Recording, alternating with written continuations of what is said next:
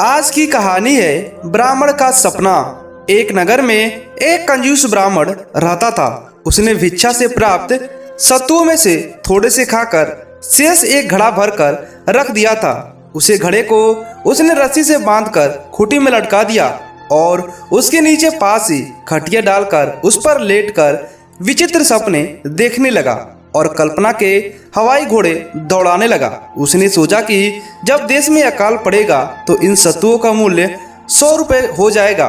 उन 100 सत्तुओं के रुपए से बेचकर मैं बकरियां खरीदूंगा। 6 महीने उन 2 बकरियों में से कई बकरियां बन जाएंगी। उन्हें बेचकर एक गाय लूंगा, गाय के बाद भैंस लूंगा और फिर घोड़े ले लूंगा। घोड़ों को महंगे दामों में बेचकर मेरे पास बहुत ज्यादा सोना हो जाएगा। सोना बेचकर मैं बहुत बड़ा घर बनाऊंगा। मेरी संपत्ति को देखकर कोई भी ब्राह्मण अपनी रूपवती कन्या का विवाह मुझसे कर देगा। वो मेरी पत्नी बनेगी। उससे जो पुत्र होगा उसका नाम मैं सोम शर्मा रखूंगा। जब वह घुटनों के बल चलना सीख जाएगा तो मैं पुस्तक लेकर गुड़शाला के पीछे की दीवार पर बैठा हुआ हूँगा, उसकी बाल लीलाएं देखूंगा। उसके बाद सोम शर्मा मुझे देखकर माँ की गोद से उतरेगा और मेरी ओर आएगा तो मैं उसकी माँ को क्रोध से कहूँगा, अपने बच्चे को संभाल। वह गृह कार्य में व्यस्त होगी, इसलिए मेरा वचन ना सुन सकेगी। तब मैं उठकर उसे पैर की ठोकर से मारूंगा। यह सोचते ही उसका पैर ठोकर मारने के लिए ऊपर उठा और ठोकर सत्तू भरे घड़े पर लगी। घड़ा नीचे गिर गया और चकनाचूर हो गया। कंजूस ब्राह्मण के स्वप्न के साथ भी वो भी एकदम चकनाचूर हो गया। इसलिए कहते हैं कि ज्यादा सोचना नहीं चाहिए। और उसके बाद से ब्राह्मण की आंखें खुल गई। किसी गांव में किसान दंपति रहा करते थे। किसान तो वृद्ध था पर उसकी पत्नी युवती थी। अपने पति से संतुष्ट रहने के कन्ना रहने के कारण किसान की पत्नी सदा वर पुरुष की टोह में लगी रहती थी। ये कारण एक क्षण भी घर में नहीं रहती थी। एक दिन किसी ठग ने उसको घर से निकलते हुए देख लिया। उसने उसका पीछा किया।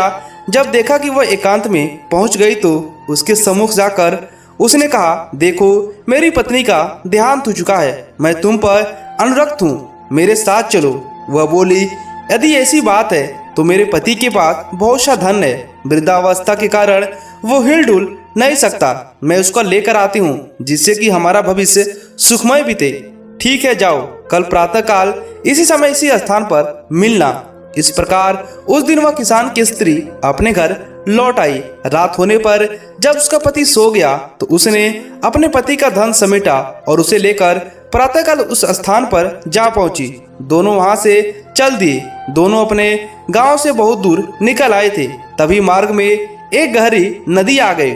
उस समय उस ठग के मन में विचार आया कि इस औरत को अपने साथ ले जाकर मैं क्या करूंगा, और फिर इसको खोजता हुआ कोई इसके पीछे आ गया तो वैसे ही संकट है।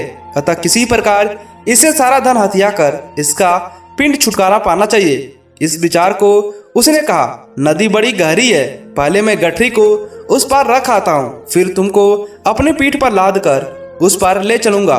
दोनों को एक साथ ले जाने में कठिनाई होगी। ठीक है, ऐसा ही करो। किसान की स्त्री ने अपनी गठरी को उसे पकड़ाई। ठग बोला, अपने पहने हुए गहने कपड़े भी दे दो जिससे नदी में चलने की भी कठिनाई नहीं होगी और कपड़े भीगे भीगे भी नहीं।